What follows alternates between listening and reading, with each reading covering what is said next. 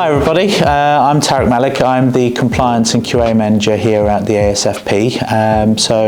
Just want to give you a quick update of what's happening here.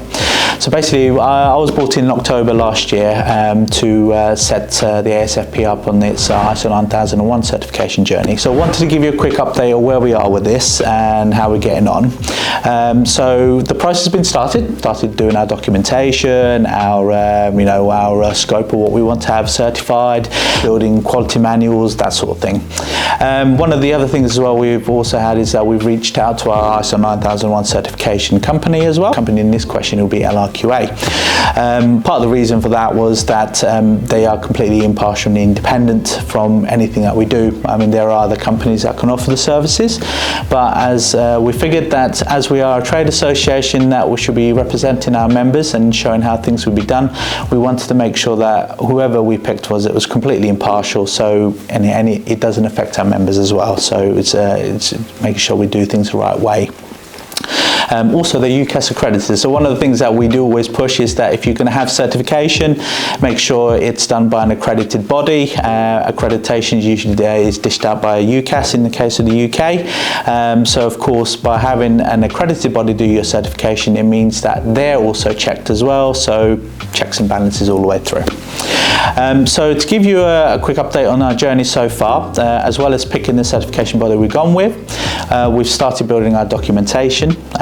So that starts with our quality manuals, writing some processes and procedures. That's always a challenge. The ASFP is a service industry, so of course that poses different challenges to, say, if you're a manufacturer making products, because of course how you run a process for building a service is, such as a training course, is completely different to, say, if you're manufacturing plasterboard, for example.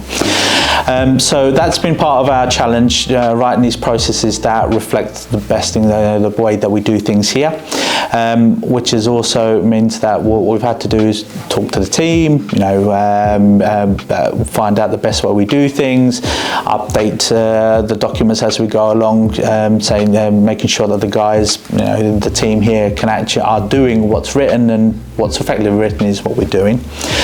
We've also built a whole list of forms and supporting documents that we had to do with these things. So one of the caveats, or one of the big things about ISO 9001 or the current version of ISO 9001 is that you look at business risks and opportunities. So that's been a big change on there. So we've had to tailor our process around looking at what the ASFP does in terms of membership, training, and all the other services we provide, but also the risks that it poses to the business and how we've mitigated such risks. Also opportunities. Of course, as you know, we're always striving to make sure that we do right by the industry. So we're always looking at opportunities to improve the industry, especially with all the regulatory changes coming up. So making sure we do things right. So that all feeds into our ISO 9001 system. So we've come up with a novel way of doing that. What we've done is we've put these processes in place now, and we've started to implement them. And a quick update in terms of where we are with our audit side of things. Believe it or not, today was our stage 1 audit, as our certification body like to call it. So the stage 1 audit was basically our initial assessment, where they look at our documentation and structure, just making sure that everything that's listed in ISO 9001 is there. And then they've obviously asked us some questions about how we intend to do things, what they think the structure should be, etc., and having those sorts of discussions. They've done the audit, so we've completed that today, and there are some findings, as you would do, which is great because it shows where the shortcomings are in the systems, and then it's something for us to work on. Following that, we've got 3 months, so we have a stage 2 audit, as they call it, which is scheduled for May. And there, what they'll be looking at is all the discussion points that we had today, and the initial audit. If there's any findings, whether we close those findings, and what they will be doing that day as well is hopefully looking around and talking to the team here, and seeing how the processes and such are actually implemented. In terms of some of the challenges we faced, I have to admit they're always up. Of course, when I was brought in, we had some processes and procedures, but not many. So the challenge has been obviously walking through the business, seeing what the business does, and actually writing that down, which is obviously you can imagine is quite time consuming. Also, because we haven't got anything written down, ISO 9001 quite prescriptive in how certain things should be done, and coming up with a model of how we should do that, because of course there's more than one way of doing certain things.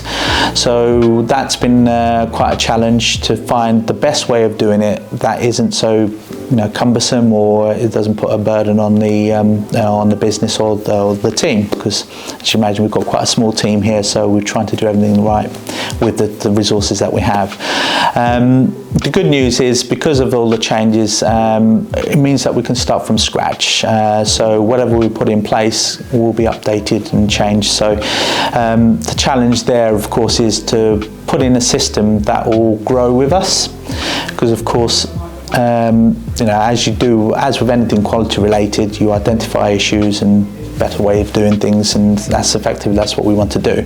So we want to build a system that grows with us as the organisation grows, as the services we develop also grow or change, and also how the industry moves on, because of course with all the regulatory changes coming up, we need to make sure we're ahead of the game on that. So hopefully the next update I give you will be closer to that goal, and I'll give you an update in terms of how stage 2 went, and all the changes that we brought on following on from the audit that we had today. So thanks.